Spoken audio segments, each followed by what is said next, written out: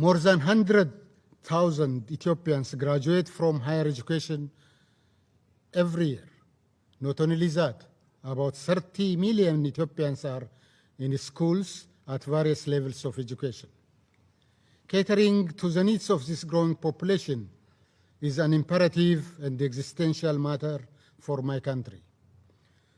The lives of Ethiopians that languish on the Sahara Desert attempting to cross into Europe, the migrants in the Middle East that sacrifices their youth to bring a better day for their families, the young boys and girls in migrant prison in Africa and beyond, the barefooted migrants that you see returning to their homeland in mass deportation from the Middle East deserve a dignified life. The GERD is a people's project, and our humble attempt to realize this dream. Against all odds, we chose to act in spite of the arduous obstacles we faced. Instead of coalescing in this challenge, we struggled to prevail. Little by little, we are overcoming. Mr. President, unfortunately, we are here because Egypt and most recently Sudan have expressed their opposition to this hydroelectric dam.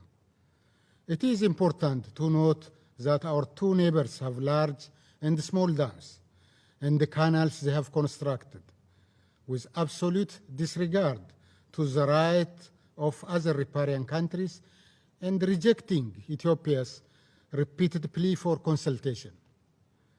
After a series of initiatives to address the concerns of our neighbors in good faith, we are compelled to conclude that their objection is not as such directed at the GERD, but rather to stop any water use by Ethiopia. The fact of the matter is, we have no viable alternative. Unlike Egypt and Sudan, Ethiopia has no considerable groundwater reserve. We also don't have seawater to desalinate. Nearly 70% of my country's water is in the Nile Basin. Even if we wanted to, even if we try, we cannot avoid utilizing the Nile River. In fact, constructing dams is only part of our focus. Our main objective is maximizing our scarce water resource by rehabilitating nature and preventing further depletion through our Green Legacy Initiative, a prominent initiative of my Prime Minister, Dr. Abiy Ahmed. With an overall goal of planting 20 billion trees in 5 years' time, we planted 10 billion trees in the last 2 years. This initiative, which also consists of a seedling sharing outreach with our neighbors, is part of the Green Belt Initiative of the African Union. We call upon Egypt and Sudan to join this afforestation program that improves resilience and increases water availability. Mr. President, Ethiopia believes that an agreement is within reach, given the necessary political will and the commitment to negotiate in good faith. We have already reached an understanding on a considerable number of the issues. The African Union is seized of the matter and is ably facilitating our negotiation. That is why it is regrettable that our sisterly countries opted to bring the matter to the Security Council. I will not drag you to a discussion of issues on my usual disposition to explain technical details on dams and hydrology. However, I want us to truly appreciate the subject matter we are compelled to discuss, and we are speaking of a hydroelectric dam. For the first time since its establishment, this council is being asked to pronounce itself in a water development project. The Security Council is a political and security organ. It is unhelpful and misguided to present an issue that requires a hydrotechnical solution to this global security body. Mr. President, it must also be clear that the underlying problem for the difference between the three countries is the quest to preserve colonial and monopolistic status quo over the Nile. The approach of trying to solve problems using the mindset that created them is what blocks our consensus on the GERD. The Security Council is faced with the question to determine whether or not Ethiopians have the right to utilize the Nile River. On behalf of all Ethiopians, I implore our friends in this council and in this wider international community to answer this question. Do Ethiopians have the right to drink from the Nile? Mr. President, as a point of information, allow me to share with you the latest status of the African Union-led negotiation. On 24 June 2021, the AU Bureau of Assembly convened a meeting to discuss various issues, including the GERD. The President of the Democratic Republic of Congo, His Excellency Felix Tshisekedi, briefed the Bureau and introduced his plans for the upcoming negotiations.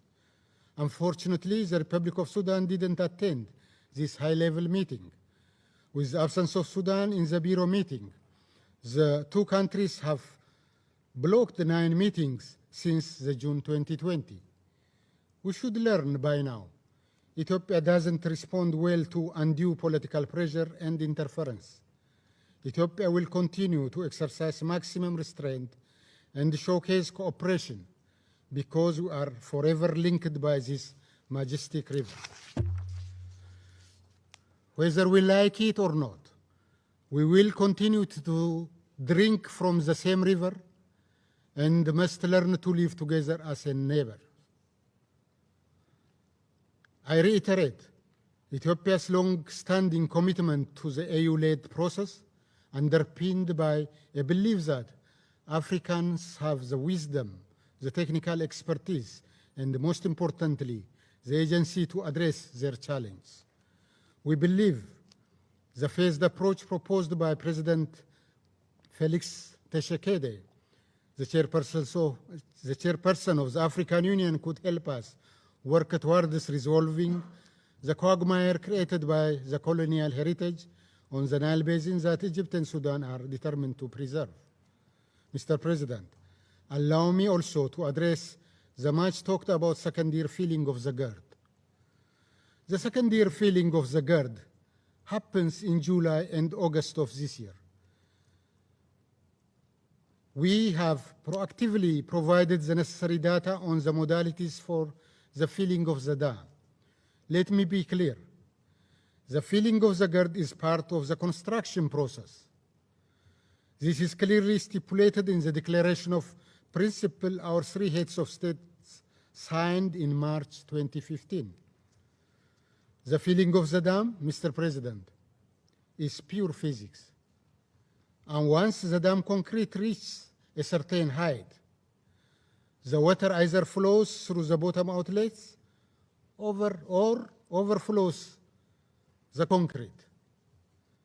The dam, as designed, will store water until it reaches the 13.5 billion cubic meters indicated in the filling schedule agreed to by Egypt and Sudan.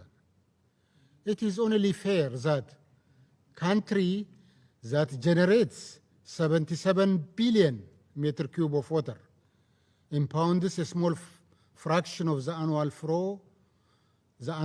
inflow for its hydroelectric dam. Egypt and Sudan do not need any convincing as to the fortunes they will acquire upon the completion of the dam. In the wise words of Sudanese officials, the GERD is an instrument of regional integration. The GERD for Sudan is what the Aswan High Dam is for Egypt. Here, I'm going out of my way to explain to you the absence of any threat caused by the GERD. However, we shouldn't even have to litigate the benefit Egypt and Sudan will acquire from the GERD to argue for our legitimate share from the Nile. All of us, Nile riparian countries, are there to share both the bounty and the scarcity.